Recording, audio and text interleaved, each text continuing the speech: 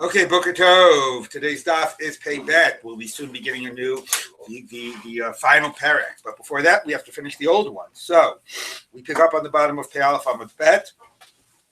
I'm a Rabbi Yochanan, and this is about a get kereach, a get with because a get kushar, a bald get, which started with get kushar, which was one that they made for kohanim in order to slow down the process of divorcing their wives. I think my little illustration went away, but to remind people, what they do is they write a few lines and then fold it over so that this part would be written, and then they would fold it over on a blank spot, okay, and then the Adim would sign here, and then they would write a few lines. And how would you do this? And then you would not fold it over again like that. I guess you probably would fold it. Oh, yeah, you have to do it like that. Right, okay. And then you write a few lines here, and you basically make an accordion, okay? And so each one of these things, right? Each one of these things would be sewn up. In here would be writing and blank. And each of these would be sewn up, and then there'd be a signature on each one of the things of the accordion. And you require a minimum of 3 of those, so 3 signatures. And the get kireach is that the guy made, 10 of them, and he did not get all of those folds signed. He only got 9 signed or something like that. And then we're going to talk, the Breita discusses he had 1 fewer signed. We'll talk in a minute about other scenarios. Anyway, and in that case, it's pasul, and it's very weightily pasul, at least according to Rabbi Meir, Teitzev Avlad Mamzer, the whole thing, at least that's Rabbi Meir's position. But then ironically, even though it's such a weighty problem, you can actually fill those blanks even with pasul edim. Maybe only a relative, maybe any pasul aid, but that's as long as you have the basic 3 that Chazal demanded. At the end of the day, yesterday we discussed, let's say you have 2, which is enough d'oraita. Does the 3rd one have to be kasher as well? And the Gemara clearly really wanted to say it had to be kasher, but it had to deal with some braitos that indicated that maybe it could be a karov. Okay, but that's the first 3. So the basic 2 or 3 have to be totally kasher, and the others have to be filled out. And if they're not, the get is pasul, but they can be filled out with a pasul. Any 2 or 3? We're about to look at that, whether there's a specific location for the kosher ones. Okay, so let's take a look. Where do we exactly leave off? 2 lines from the bottom, Pei Aleph Amud Bet. I'm a Rabbi Yochanan. Now we're spelling this out.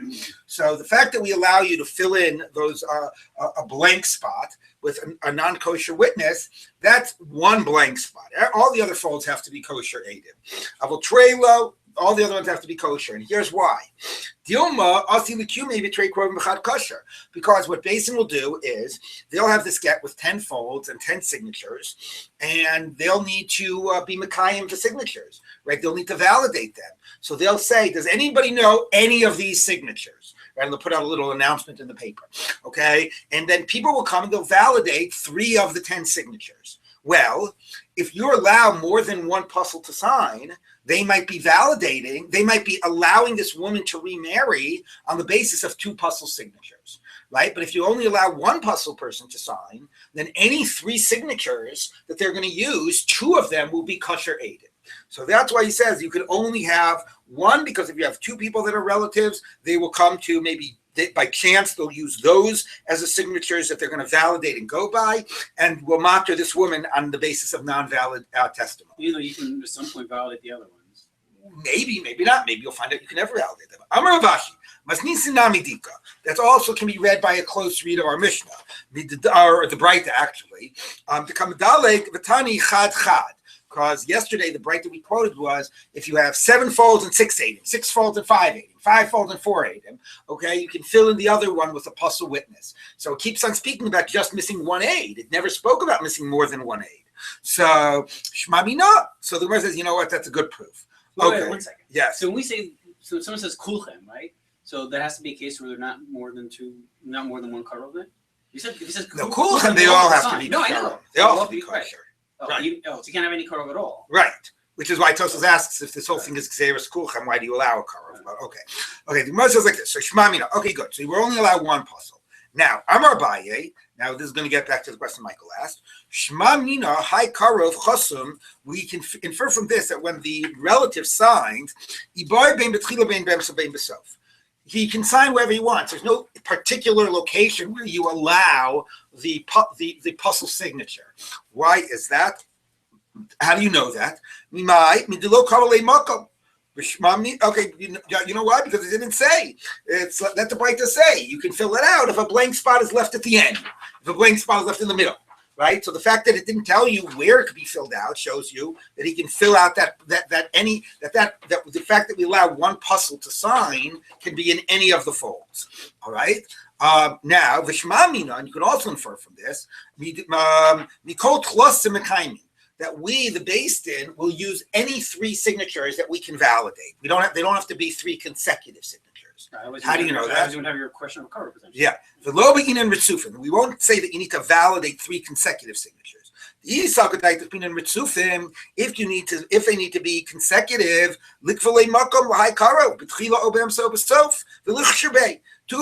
so then let him sign, give him a particular place to sign in the beginning, middle, end, and then you can allow a lot of puzzle signatures. Now, what does this exactly mean? There's a couple ways you can interpret it. Rashi basically says the following. What Rashi says, which maybe doesn't work so literally in the language of the Gemara, but it's a brilliant point. Rashi basically says that why don't we just say that you can have a puzzle sign as long as it's after two kosher signatures. So if you do that, right, then you have kosher, pasul. Now I want a puzzle to sign here. No, you can't. The puzzle can only come after two kosher signatures. Okay, kosher, pasul, and that's the way you go through the get. Now, it's demanded that you use consecutive signatures, there's no way you can get two psulim. Any three signatures is going to have two ksherim, right? Because you only allow two ksherim that immediately juxtaposed to a puzzle. So if we had a principle that we would only use consecutive signatures, we would say psulim can sign as many times as they want as long as there are two kosher signatures before them.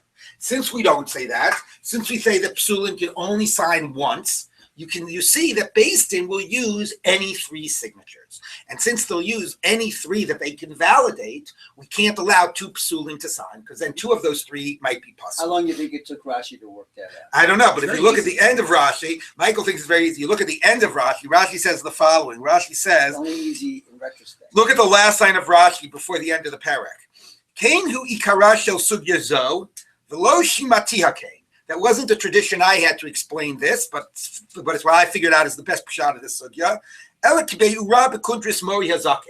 Apparently what she's saying is like the version I heard was what my Rabbi wrote in his notebook, and he wrote in his parish on the Gemara, but that didn't make any sense to me, so this is what I'm telling you what the sugya really means. Okay, anyway, so back to the Gemara. So the Gemara says like this. Okay, Tuva. Rabbi Ami, when it came to Rabbi Ami, and a get that had a blank spot in it, go get even a slave to fill in the last one. Paskening, who was that? Like Ben Nanis, was it?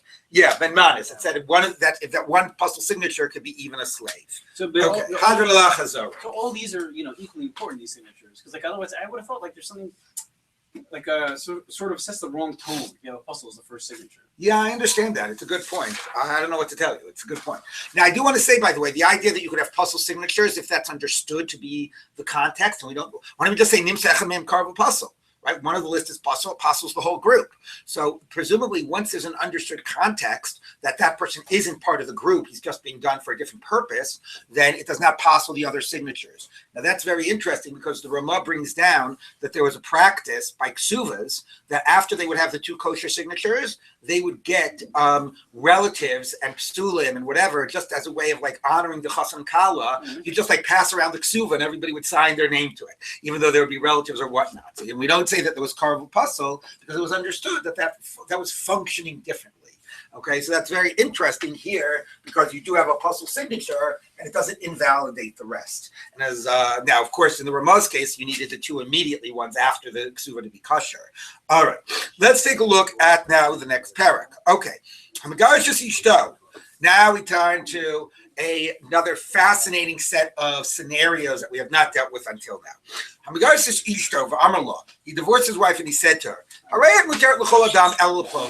you are permissible with this get to marry any man except Frank. I'm not so sure about you and Frank, and therefore I'm not saying you're permissible to marry any man except him. Okay, is that a good get? No. So Michael says no. That's mean to Frank. Yeah, maybe it's pretty mean to her too. Rabbi Eliezer Matir. Rabbi That says it's good get. For Chachamim Osrim, and the rabbis say it's not It good. probably comes from what he consider Krita. Not right, exactly. Kate said Yasa, so if it's no good, what should you do? Take it from her and then give it back to her. Behold,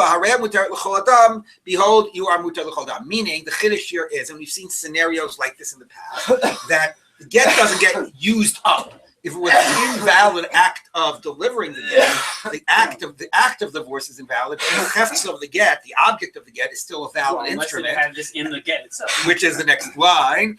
Kasvo b'tocho, if it was written in the get, even if you erase it, it's pasul, because the whole Adam signed on an invalid krisus and so on. I mean, if you erased it before the Adam signed it and you validated the fact that you had erased it, maybe. But what if you created it in the get, you made an invalid instrument. But if the instrument was valid and you just gave it in the wrong way, then you can re-give it. Okay, so that is the case of when you exclude, she's not muteret l'chol adam. Now the Gemara is going to ask the fundamental question of what is the nature of this exclusion. Yes. I was just going to say, is what's happening now, they're exploring one of the limitations of conditionality. Well, that's exactly the question the Gemara is going to ask. So let's read the But unless Gemara. obviously this guy was someone she could marry anyway, that probably wouldn't be a What? difference. This guy was someone she could marry anyway, that probably wouldn't be a difference. Like if he was a Kohen, you mean, and you said Yeah. Kohen, she was usher. It's an Well, interesting Except for question. Okahana. Right, that's an interesting question. Right? Yeah, That's that's a a good still question. married. What? I mean, she's still married. Not with her. That- Well, even according to the Chachamim, that it doesn't work. According to the Chachamim, it doesn't work. She's totally married. Right.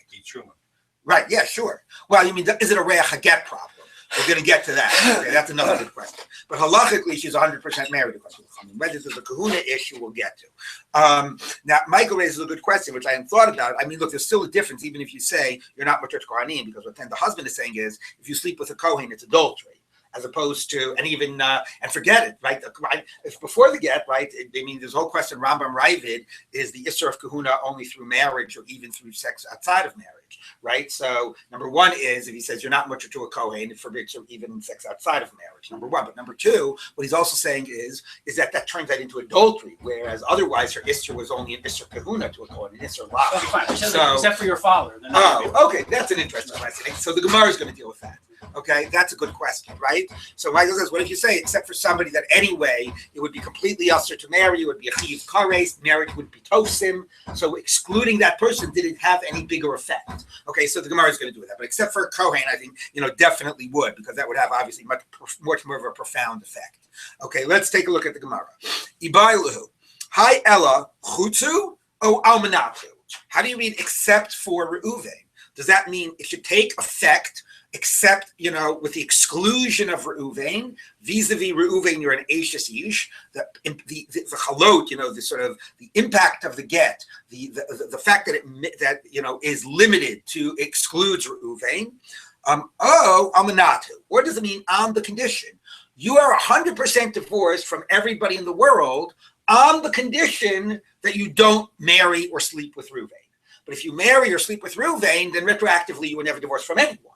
Right? I mean, I'll give you an easy nafkamina. She sleeps with Shimon, and then she sleeps with Reuven, right? If it means almanat, then once she slept with Reuven, she also committed adultery with Shimon, right? But if it means chutz, then assuming, then with Reuven it would be an act of adultery, but with Shimon it would not.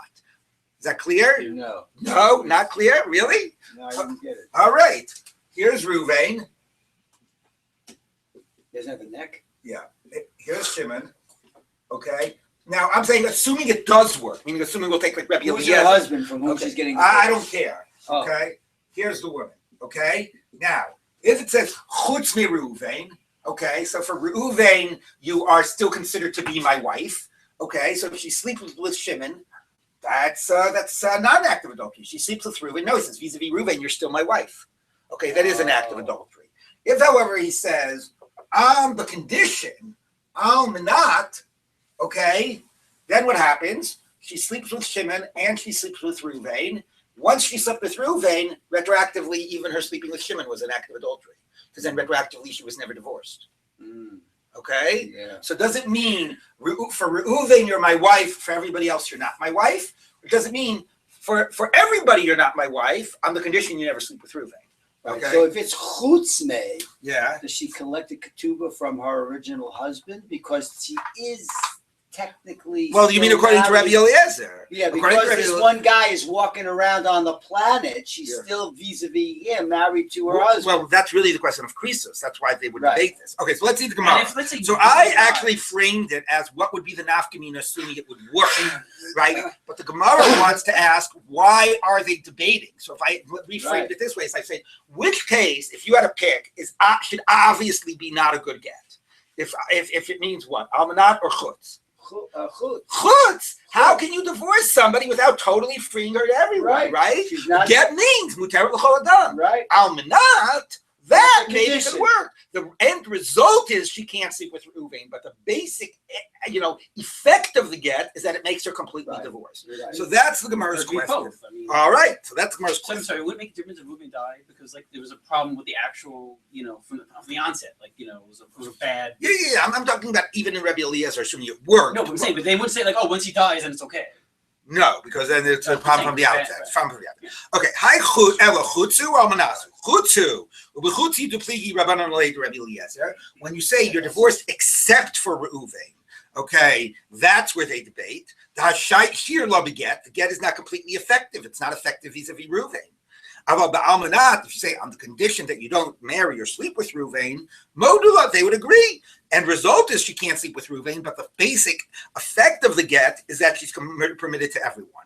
That's one way of framing it. Then you really have to understand Rabbi Eliezer. How does Rabbi Eliezer allow a get to only be 99% effective and not 100% effective? Okay. Okay. Avamanas module mediave kol t'nai da'alma, like all t'naim work. Okay. Odiama, or do you say, so that's a way that you could, that would very much limit it and be a huge chiddush for Rabbi Eliezer that chutz would work.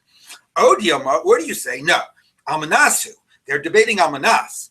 Almanasu deplete Rabbi Eliezer or Drabanan, and that's where they debate. Because there Rabbi Eliezer says it's just a condition, and the rabbis say it's not just a condition, it's a condition that has the effect of not allowing her to marry anybody else. Right. Or not allowing her to marry this one person. But in a case where you actually said it would not be effective vis-a-vis Reuven, Moda, even Rabbi Eliezer would agree that that's not a good get. Ashir leba get.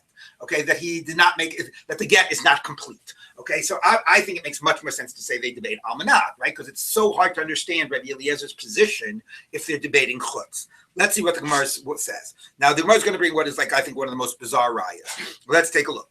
I'm a Ravina. Of course, I'm sure I say that all the time. I'm a Ravina. Tashma, come in here. Kol batim mitami b'negaim. All houses can become tamei through spots, of this nega tzarat. Ela shalov dekochavim, except for the houses of non-Jews. So, what does the word Ela there mean? Okay, same Ela as our Mishnah. Harei mitart l'chol adam Ela leruve. Now, of course, how the word the Tana uses the word Ela, and what does it mean when it's clear in context, as opposed to how does it mean when a person says it and it's not clear in context? Fine, but the Gemara is going to use this as proof what the word Ela means. Okay, if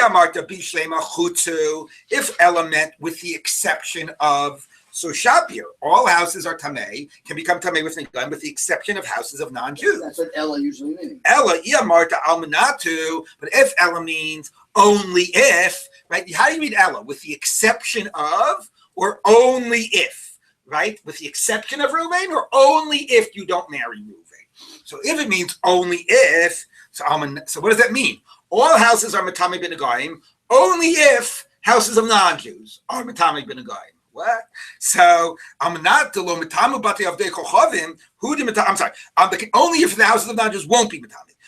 Only if on the condition that the houses of non-Jews won't be tami b'negaim. Hu de mitami bati Israel. Then houses of Jews will be tami. Only on the following condition. Like what? But if houses of non-Jews could become tamei, lo mitamu bati Israel, then houses of Jews would not become tamei. It's of course absurd. Who are we making this condition with? God? What do you mean on the condition that they don't become tamei? They don't become tamei. I will give it in the house and the land of your inheritance. Only the place that you own, that you have an inheritance in, houses of the non-Jews, even in Eretz Yisrael, are not medami b'negaim.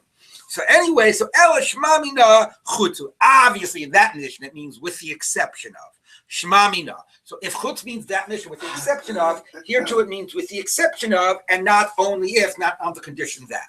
Okay, which is a big chiddush. Now that we're saying that if our mission means with the exception of, then maybe they agree almanas works, which is fine. But then you have Rabbi Eliezer saying that even when you say the get is not effective vis-a-vis a particular person, it's still a good get, which is a big chiddush.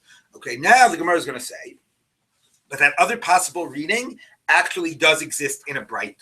Okay, so the Gemara says like this. Masnis and Loki Aitana, our Mishnah, which we've established that they're debating when you say chutz, with the exception of, is not like the following Breita that frames the debate in a different way. The time we turn to the Brisa, I'm Rabbi Yosef Rabbi Yehuda. Lo neflo Rabbi Eliezer Chachamim Magash Ishto V'Amar La'arei Matar L'Chodam Chutz Miploni. If you said you're permitted to everybody except for Reuven, nobody disagrees. Shana Migrash says, of course she's not divorced. That's not fully effective. What was the debate?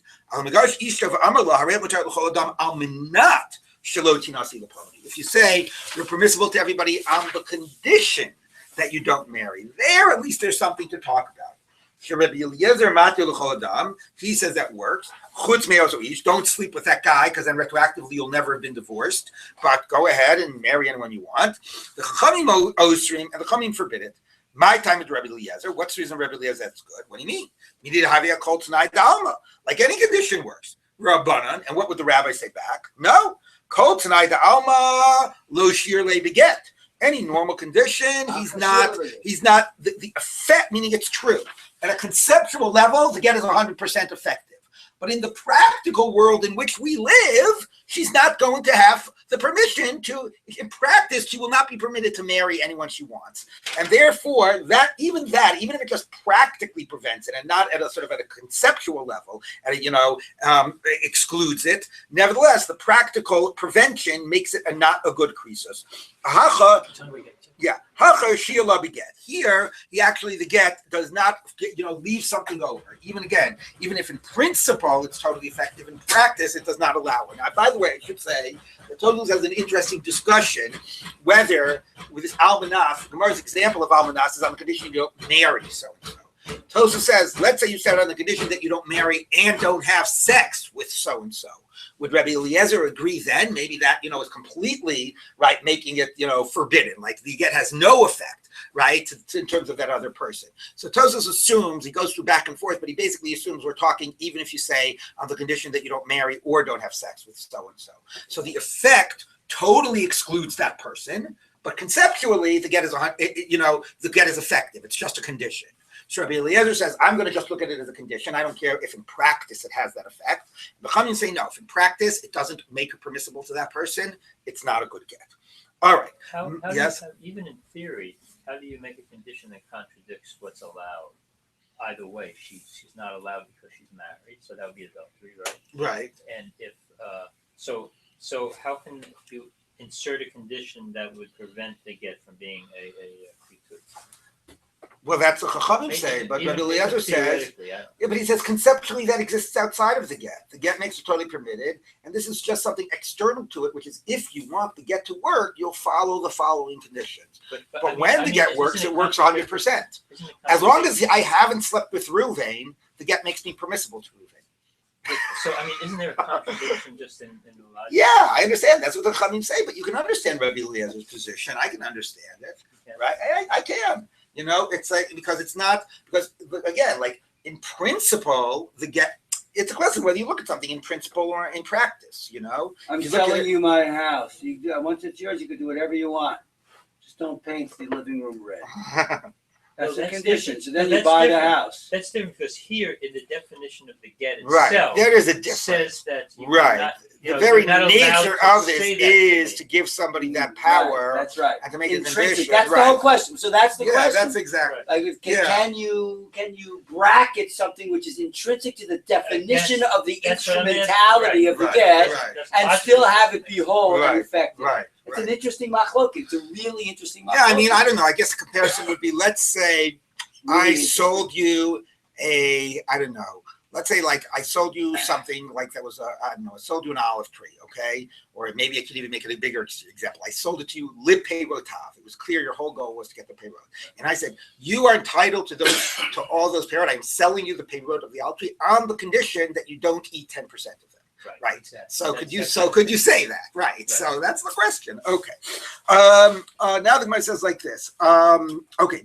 Umasnisin du kimna b'chutz. My time at Rabbi Eliezer. Now, it's one thing, we had a whole discussion here, does Almanat make sense? But at least you can understand where you're coming from. Fundamentally, it works, and there's some condition, which has some practical.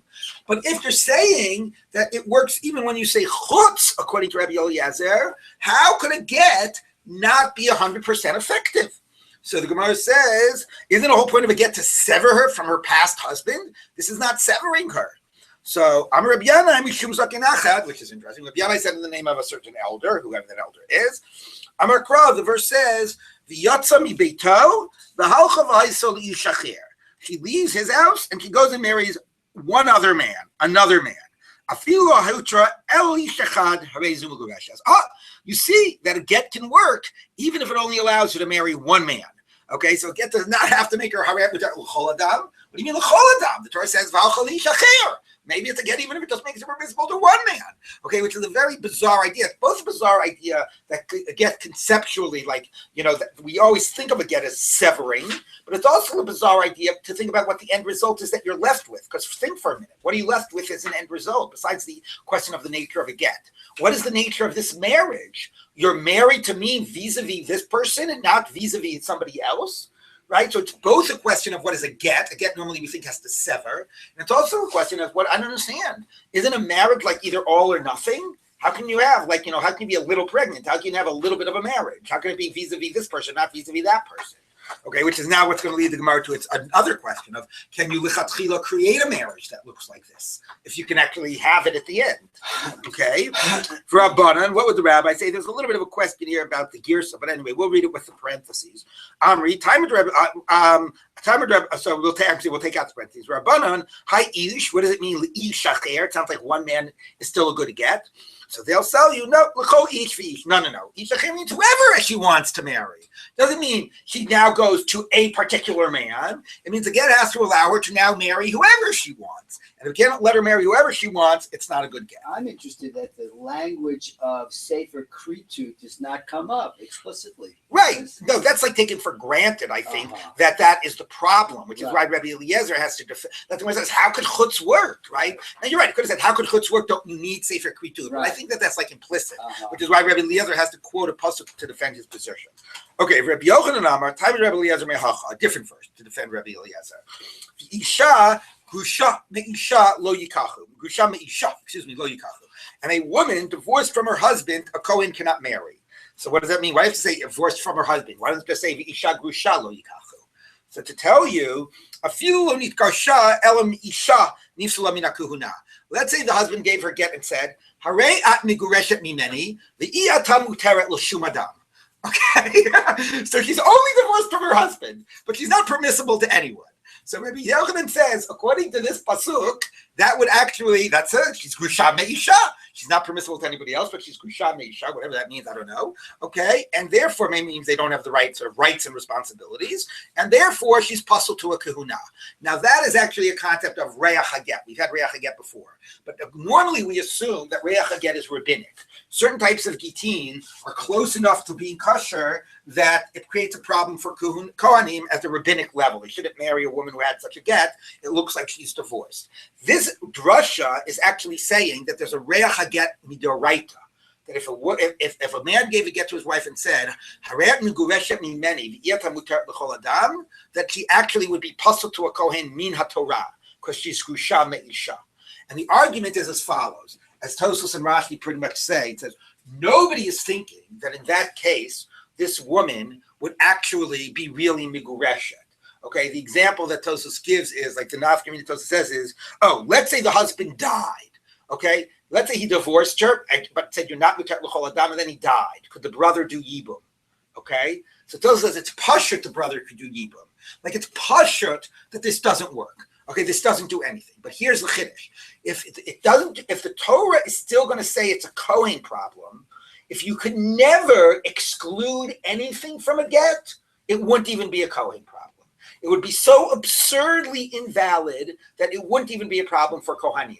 So if the Torah is saying when you exclude the whole world, it's not a good get, but it's a problem for Kohanim that suggests that if you excluded some people but not everybody, it really would be a good get. You hear the argument? Sort of? Yes? Okay. Meaning, if it's so absurd, if you can't even exclude one person, how can we think if you exclude the whole world, it would be a Kohen problem? So if you're saying if you exclude the whole world, it's a Kohen problem, that suggests that if you excluded just one person, it might actually really work. Okay? So that's the drasha. And Alma Havigita, so Elmisha, Nifso Nifso, Alma Havigita, you see that when you exclude somebody, not in the case when you exclude everybody, but when you exclude somebody, it actually could be a good get.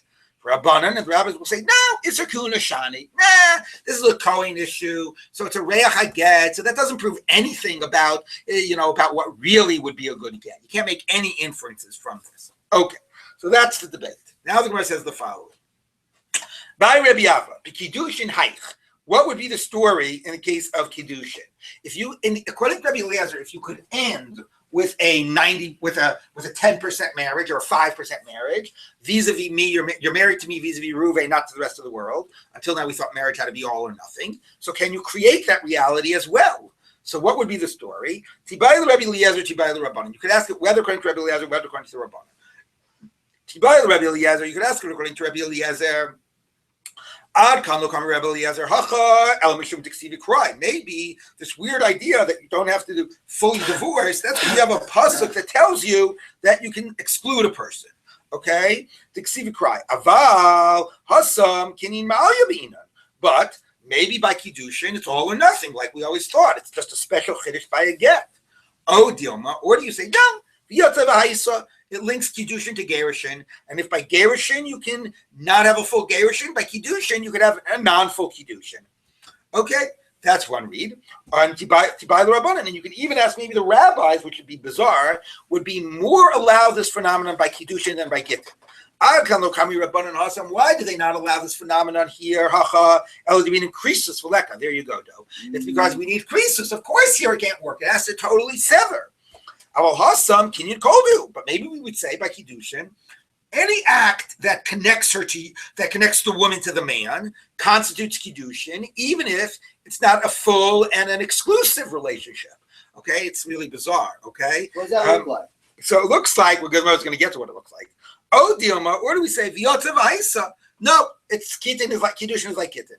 So the Gemara says the Basar Dibayile Hadar Pashe. After he raised the question, he came to the conclusion: Bein Rabbi Eliezer, Bein Rabbanan. Whether Rabbi Eliezer, whether Rabbanan, Be'inan V'yotzev Haisa. We link Kiddushin to Gittin, which means that for the Rabbanan, if it doesn't work by a get, it doesn't work by Kiddushin. But it means, listen to this crazy idea that, according to Rabbi Eliezer, the same way you could say Harayat Mugareshes Mimeni Chutz Mi Ruvain, you could also say to a woman Harayat Mukudeshes Li Chutz Mi Ruvain.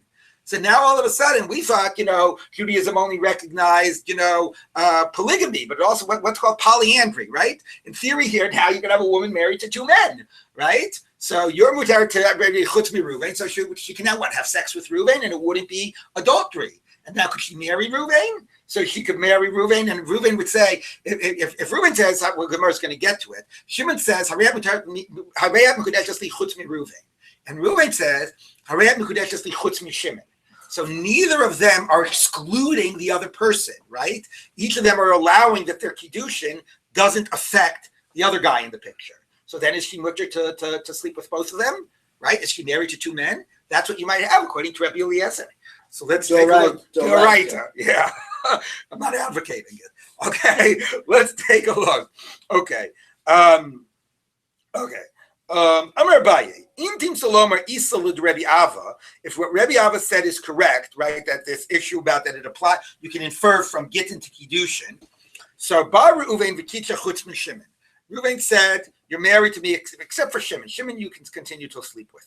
Okay, Uba Shimon v'Kitcha Chutz Mi Reuven, and this was the scenario I just gave you. And Shimon said, "You're married to me, but that doesn't exclude Reuven."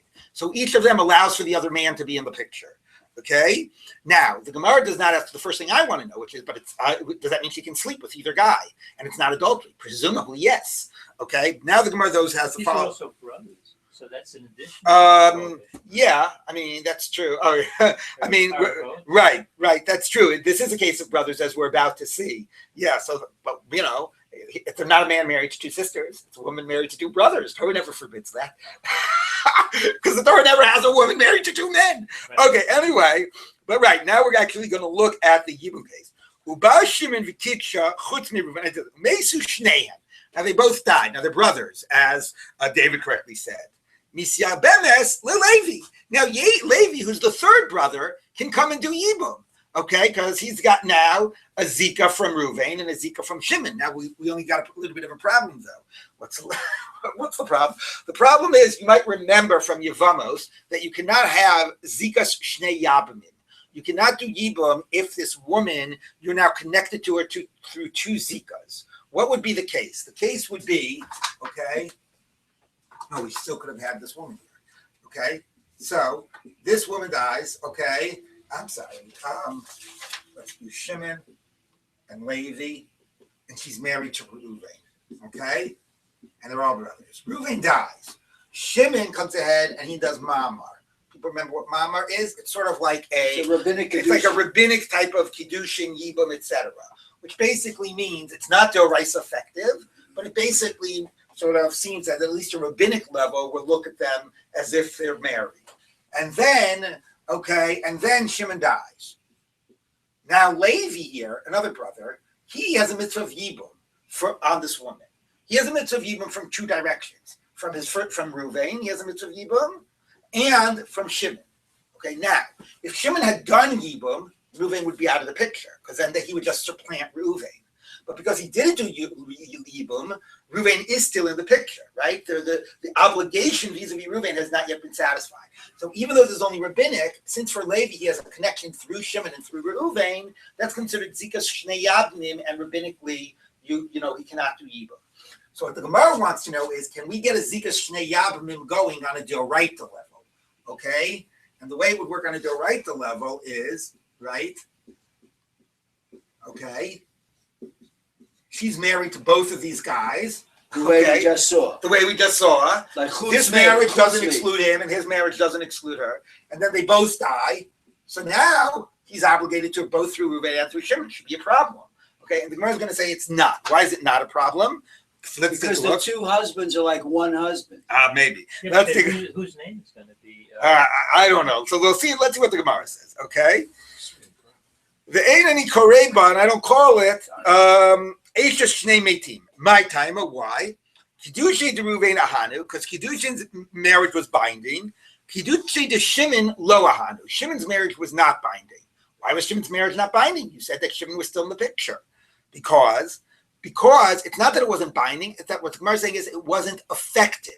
Meaning, when Shimon said, Harayat mikudeshet li, chutz mi Reuven, the fact that she was married to Shimon had no implications to the rest of the world, right? But before Shimon did anything, she was usher to the rest of the world, except for Shimon, right? Shimon now marries her, she remains usher to the rest of the world, except for Shimon. Shimon's marriage did not affect her status vis-a-vis the rest of the world. Is that clear? Yes? Yes? No? Everybody with me here? Okay. When Reuven married her, it said, Chutz mi Shimon. She couldn't marry anyone except Shimon. Shimon marries her, says, Chutz mi Reuven. Did that marriage make any difference about her status? Did it affect who she could marry? No. Okay? She's already married. She's already married to Reuven. She already is usher to everybody else. So those Kedushin to Shimon shouldn't be Chal. That's what the Gemara is saying. Right. So it's bizarre that the Gemara uses the example of Yibum. Presumably, it's using it as a test case to prove if it's Chal or not. You have to have but it's a way of actually saying that it's not Chal. Okay, another way the Gemara could have said it is, let's say Shimon is not Reuven's brother, and Shimon died, whatever, there's no mitzvah Yibum, whatever. Anyway, but it's a way of saying it's not Chal because it did not have an effect. Now, I'm going to tell you how it could have an effect. Let's say Reuven said, Chutz mi Shimon, okay, and Frank over here. Those two you're still okay with, okay? And then Shimon comes and says, Chutz mi Frank, okay? So that marriage did something. It excluded her from Frank. I'm not Chutz mi Frank. Asur l'cholam Chutz mi Reuven, but you are usher to Frank, okay? So the marriage here made her usher to Frank. So that marriage had some effect. You guys with me here? Yeah. So in that case, she really would be married both to Reuven and Shimon. Mhm. The Gemara does not have a fundamental problem that she could be married to both guys, again, within this way of thinking. And presumably that she could sleep with both guys, even though she's married to the other one. The Gemara's problem is that the second act didn't add anything to her status. But if what that second kiddushin was it kicked Frank out of the picture, because this guy allowed for Frank as well, okay, then actually it would be effective and she'd be married to both. Or it's possible. Forget Frank. Leave him alone for a minute. Yeah. According to the first scenario, Yeah. you got both guys under the chuppah and they say the statement of Kedushin simultaneously. No, that wouldn't work because they're mutually exclusive. Right. Why isn't there a problem about whose child it would be? Why don't they raise that? Yeah, I mean you're right. I mean that's what you want to start asking. All those That's questions. a technical. What do you mean whose child it would be? The one who was the father of the child. No, but at the Oh, same you mean married for the at same Yibum issue? time. Because we're not No, interested. forgetting the Yibum thing. Okay. So if you're allowing even the concept, Right. They're happily married, all three of them. Yes, right. So whose child is it? What is his child? It's the child of whoever's father, whoever was the father. How do they know who the father That's a is? different No, question. it's just a technical. That's a technicality. It's a different They question. have to get a passport. They don't know what to fill out. They'll do a genetic testing. No, but it couldn't be answered. Yeah. I could if one guy was out of town or whatever, but Well, okay. Yeah, exactly. All right. So then we could have interesting questions of how do you split the Yerusha. All right, moving on. This is like Minchas Chinuch heaven here. Okay, anyway, moving It's on. also the same question because here you don't know whose name you're perpetrating. It's the same kind of Yeah, but that's not. I mean, I understand all the issues you're raising, but the Gemara isn't even up to that yet. All right. Okay. So now the Gemara says like this: the Ella Eishes Shnei Mesim Echim Mishkach. So how could you get a case? Okay. Kigon Shabaru Vindikitcha Chutz Mishimon. Uba Shimon. Now I gave you a case where she really could be married at the same time to two guys. Let's see what the Gemara is going to say. Baru Vindikitcha Chutz Mishimon. Ba Shimon Vikitcha Stam. So Shimon came and he said, "You're married to me, and you're usher to everybody, including Reuven." So Shimon was coming and kicking Reuven out of the picture. The kiddushin Reuven ahanu lemisrea alma. The kiddushin of Reuven made it forbidden to everyone except Shimon. The kiddushin to Shimon ahanu lemisrea Reuven, and then Shimon's effect made it forbidden to Reuven. Of course, the precedent is you're saying 1 minute. If Shimon succeeds in making her forbidden to Reuven, what would you expect the consequence would be? Shimon comes and marries her and says, "You're usher to everybody, including Reuven, your husband." What do you think the consequence would be? That maybe Reuven would stop being her husband, right? No, it can't be. Why not? Because that's not. So now you're married to Reuven, but you're usher to have sex with him because you're also married to me. Wait. You think the second one is in Chal Yeah, because that's not a the second one is in Chal because it's uprooting the rights of the first one. One of them is in Chal, right? The two of them can't exist at the Second same one's time. not Chal. That's what you say. He doesn't have a standing to. All right, well, let's see what the Gemara says. Okay, I think I would probably intuitively agree with you just in terms of fairness, but let's see what the Gemara says. No, why fairness? All right, let's take a look. Baya. Amar la. Okay, so, 1 minute. Now, so that question isn't in the Gemara. That question is in Tosfos. Look at Tosfos.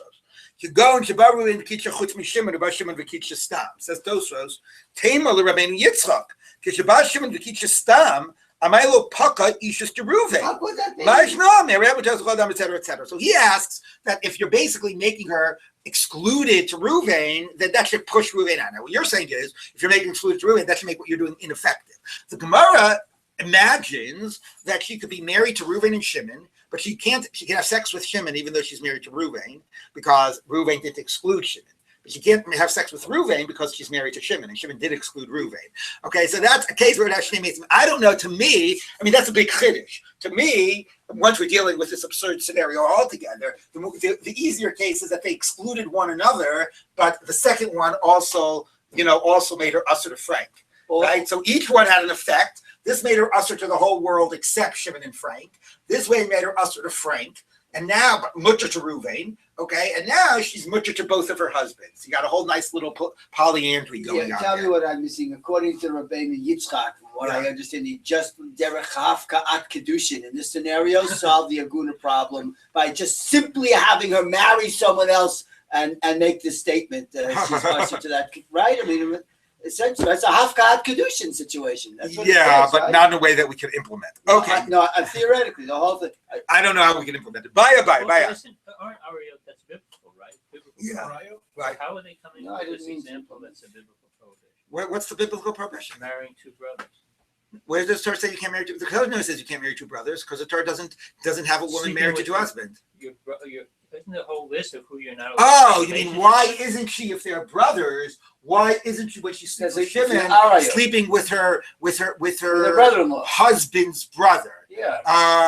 She married her brother-in-law. Right. So that's true. So it just according to this scenario wouldn't also be the Yisr of Eish. You're right. It would be the Yisr of husband's brother, but not of married woman. But if Reuben and Shimon weren't brothers, no, but they're making the why? So they're making the okay. But the Gemara isn't asking the question of what if she sleeps with one of them. I'm asking the question. The Gemara is just asking: is she considered married? Does she have a status of being married? Okay. You know, you could come and say that the Gemara chas v'shalom, she could never sleep with both of them or whatever. The Gemara just wants to know if, like, on paper, she's considered married to them, but not that she actually would be allowed to sleep with them. Okay? Because the Gemara isn't asking who can she sleep with. The Gemara is just asking who on paper is she married to. And the obligations that are. Right? Are they both chayiv and sherksus and oda? No. Some of those obligations are deraita. So, yeah. It's like a game of chess. I know. I got it. But David makes an excellent point, which is that in the case of brothers, she can't sleep with Shimon because it's her husband's brother. But if they're not brothers, then it will be okay. But again, I do want to emphasize, I've been talking because I think it's the first thing that all of us asks. 1 minute, if she's married to two guys and they've excluded one another, so she can sleep with either of them or with both of them. So the Gemara has not addressed the question of who can she have sex with. The Gemara just wants to know, like, on paper, who is she married to? And the test case is the Yibum case, is one of those test cases for that. Who do we define her as being married to? Okay, the Gemara hasn't addressed the question of who can she sleep with. It's not about, the question isn't about sex, the question is about, like, whose health insurance can she apply? There you go. Yeah. Okay, so let's just read one more question. Health insurance question. Right. Bye. That's a good way of putting it. Yeah. Okay. Amallah, Harei mutar l'chol adam chutz mi Reuven v'Shimon. Okay, he excluded Reuven and Shimon. Because of Amallah li Reuven v'Shimon. Okay, so there was. He said he gave her the get. We're moving away from Kiddushin, which was such a fun case. Okay, but here he is. He gives her the get and says, Harei at muteret l'chol adam chutz mi Reuven v'Shimon. And then before giving her the get, he says, right, li Reuven v'Shimon, and he gives her the get. What do those words li Reuven v'Shimon mean in that context? First he said chutz mi Reuven v'Shimon, and then before he gave her the get, he said li Reuven v'Shimon. So what do they mean? When he says because of li Reuven v'Shimon. Mahu. Miyamin and Mada Asr Shara, when you said Chutz me Reuven and Shimon, and then you said Reuven and Shimon, you said, you know what? You're also mutter for Reuven and Shimon. I'm filling in the gaps. When I said the men I said that you were still forbidden to, I'm now saying you're permitted to. That's one way to read it. Od you say, no, my Asr Shara, umay de Shara Asr. You completely flipped it, right? You said Harei mutar l'chol adam, and then you said Chutz me Reuven and Shimon, and then you paused and you said Reuven and Shimon. So maybe what you're saying is you're mutter to Reuven and Shimon and Asr to everyone else. So you're totally flipping it. Okay, im tim salomer, if you say, like, my Asr Shara, then no. Reuven and Shimon means we're just filling in the gap. You're mutter to everybody, including Reuven and Shimon. Okay, let's say he said L'Reuven Mahu. Harei mutar l'chol adam chutz mi Reuven v'Shimon, and then he said L'Reuven. So what do we say about that? L'Reuven hu adin l'Shimon. So Reuven and Shimon means, and you're also mutter to Reuven and Shimon. So what if he just said Reuven? When he says Reuven, is he just sort of, speaking elliptically, and he means, you know what, you're mutter to both of them also. But he just said Reuven, he said the first one, but he means you're mutter to both of them. Because that was the first of the list. Okay, but he means, you're mutter to all those guys as well. Oh, Reuven dafka. No, I'm down, you're mutter to Reuven, but you're still usher to Shimon.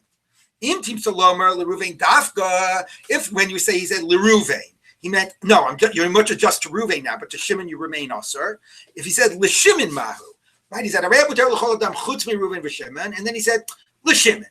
Okay, so what does that mean? L'Shimon v'uadin l'Reuven. Now actually, I mean Shimon and Reuven. The Haida Kamer L'Shimon, why he said Shimon Mishum Desalik Minei, was the last word out of my mouth. I said, Chutz mi Reuven v'Shimon. And I said, no, L'Shimon. Okay, and that means everything I just said before. You're mutter to everyone. Okay, oh, Dilma L'Shimon Dafka. No, maybe now you're mutter to everybody and Shimon, but you're still usher to Reuven. By Rav Ashi wants to know. Af l'Shimon Mahu. He said, and then he said, you know what? Af l'Shimon, even Shimon. So what is even? Even Shimon, and so Af a Reuven Kai. You know what? You're even mutter to Reuven and even to Shimon. Even Shimon, meaning Reuven and even Shimon. Oh Dilma, Af Alma Kai. You know what? You're mutter to the whole world, and even you're mutter to Shimon, but still you're usher to Reuven. Okay, take this. So we don't know the answer to any of those. Now, I want to just say, Okay, I want to say, who is this question according to? It could be according to Rabbi Eliezer, and we want to know Lamasa. According to Rabbi Eliezer, is she now mutter to Reuven and Shimon or Esther to Reuven and Shimon, right? That's one way of asking the question. The other question could be according to the Chachamim that chutz doesn't work. So if this follow-up statement filled the whole gaps, made her mutter to Reuven and Shimon, it's a kosher get. If the follow-up statement made her still usher to one of them, then it's a not kosher get. Right? So you should ask this question according to the Chachamim. Does saying this fill the gaps and make her mutter to everyone and make it a kosher get, or does it not fill the gaps and it's a puzzle get? Or you could ask it according to Rabbi Eliezer. No, it's going to be kosher either way, but we just want to know whether Reuven and Shimon can now marry her. All right, so the Gemara ends with this question. But again, the really fascinating issue is how can you be not 100%, 50% married, 90% married? What is that reality? Okay, more of this tomorrow on Shabbos. Did you ever read this beautiful, beautiful novel by Aleph Bet Yehoshua? Yeah.